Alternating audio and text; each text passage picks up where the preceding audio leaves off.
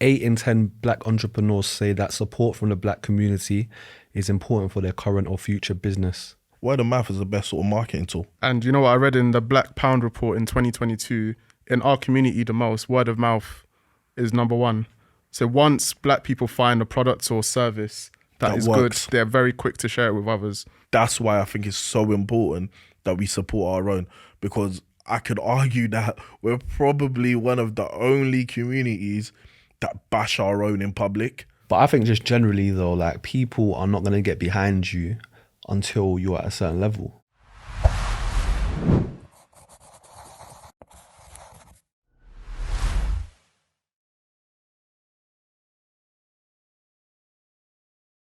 Realistically, I think for us, we all understand why the black business stuff is so important to us, just as a people as well, innit? It'd be good to get into a conversation about it. I don't know, I think I said to you guys as well, the TikTok that I saw the other day, I don't know if you lot come across it.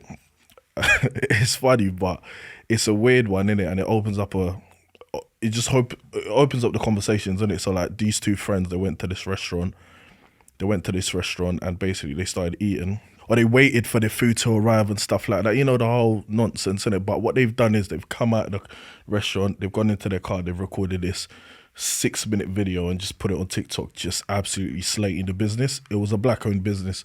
And, you know, it's all of the things that you hear all the time, customer service, this, that. But then some of the points that they made was like, one's allergic to something, but it didn't make it known that they're allergic, but the other person that they've gone out with has ordered what the other person is allergic to, so they brought in the same thing. And it's like, surely the onus is on us. Like, why are we so quick to sort of put ourselves down sometimes? Yeah, but start pointing fingers. Yeah, do you get it? But yeah, I guess it opens up the question, innit? And I think for us, we're very solution-based, innit? At least we try to pride ourselves on that. And I think having the sort of conversations around businesses, creating a business, is supporting a black business, I think all it does is solidifies us as a people and just make sure that we're holding ourselves accountable as consumers as well as black business owners as well. But it'd be a good way to start. And I think for me, I'm an avid reader, in it, and I think Marcus Garvey speaks about it, about there's no development for the black person without economic development. And I think it segues nicely into sort of creating a business, but as a black person. What does that mean for us? What sort of challenges do you face? Where do you start?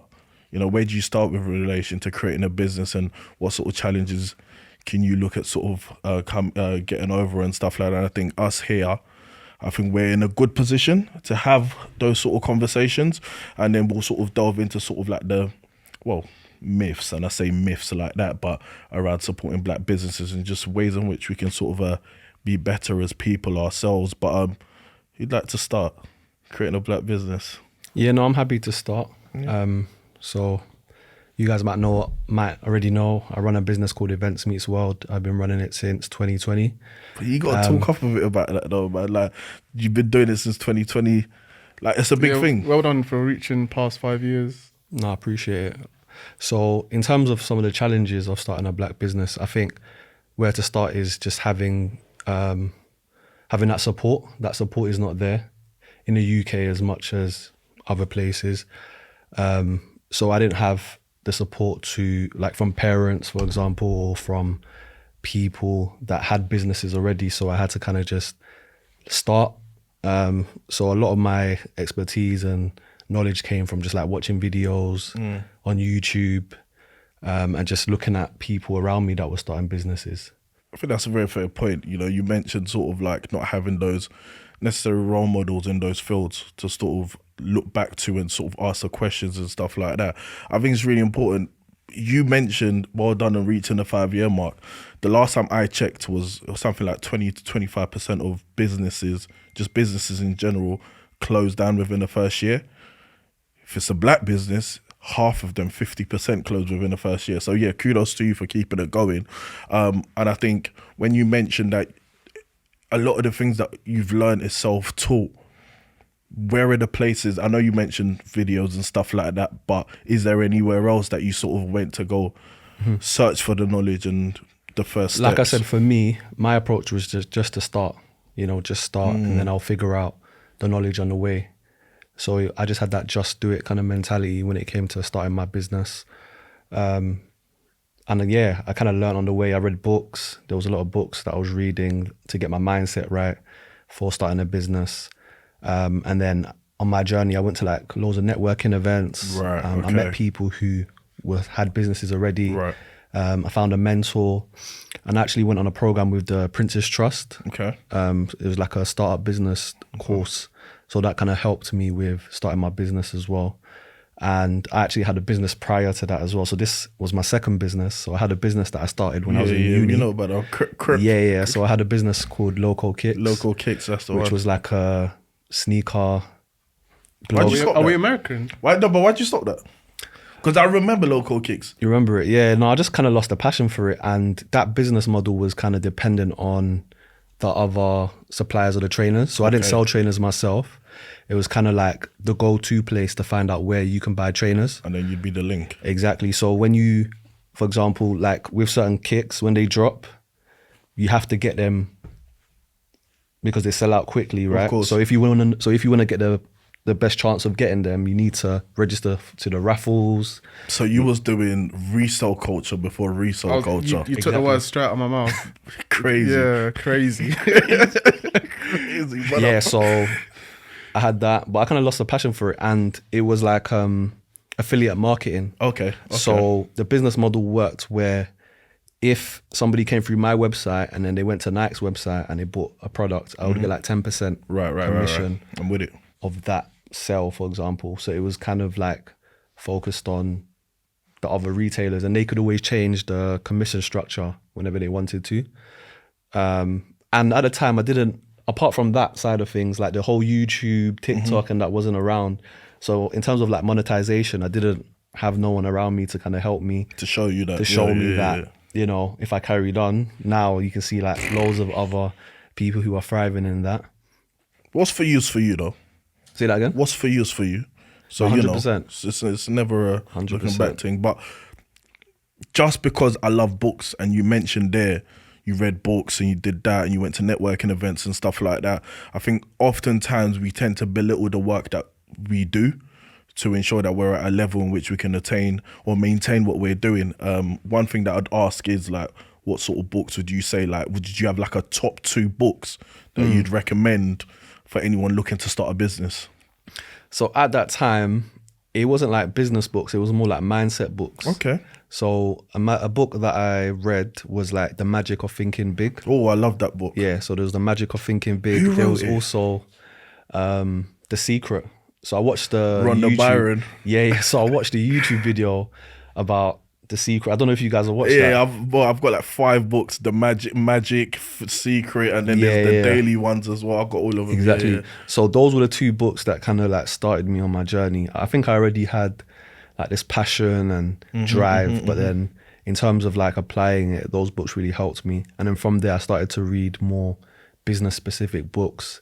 There was like those books like Marketing for Dummies. Do you remember those books where they had like Yeah, A with to the Z stick for man. this. yeah, on the for front, dummies, yeah. and Yeah, so I had yeah, like, I for read sure, like for sure. Marketing for Dummies, etc. And obviously, I went to university. I studied accounting and management, Yeah. so I had a few courses that I learned from. I had also lecturers from university that I used to kind of reach out to and ask questions. So that was kind of like my starting point, and then just kind of looking at other people around me that had businesses and learning from them. Because when I tried to go to like parents, for example, they were like, just go and get just go and get a job. For Like, sure. what are you doing? They didn't understand. So I had to kind of just figure it out.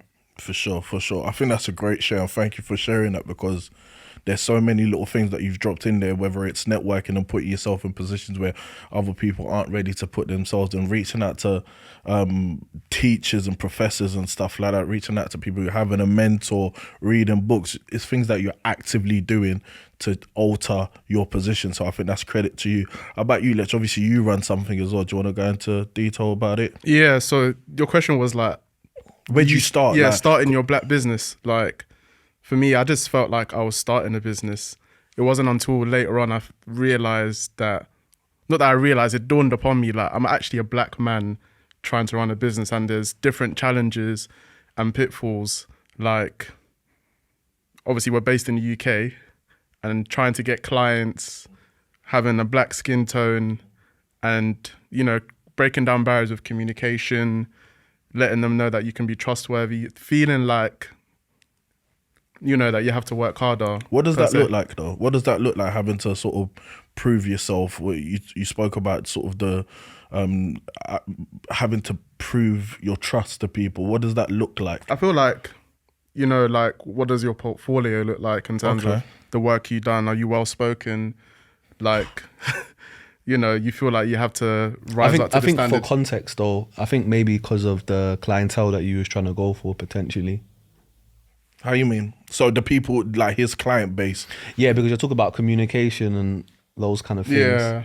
I think for me, like when I started, I gave out stuff for free. With the event stuff, I kind of offered services for free, and then I tried to leverage that in terms of building trust that way. But I think in your case, was it similar? I think the difficult thing for me was like when I started my business back in 2019, one of my clients was my previous university. Another one of my clients was my previous employer. So a lot of my initial clients were people that knew me already. So they knew Kelechi, but they didn't know Let's. Lech. They didn't know Logical Solutions, my company as a brand. So I think initially it was very straightforward. And then when I entered that journey of trying to find new clients, actively doing sales, trying to reach out to people, sometimes it's like, oh, it's not as straightforward as I thought it would be. Like, you have to do a lot of hard graft, communicating, following up. And then sometimes what plays on my mind is just like, is it because I'm black that perhaps I'm not getting these opportunities when I feel like I'm super competent, I'm super skilled, the portfolio is there of the work. So I feel like that's some of the challenges I've had in like having a black business, and it just really dawned upon me, especially a few years in. But yeah, it's techie.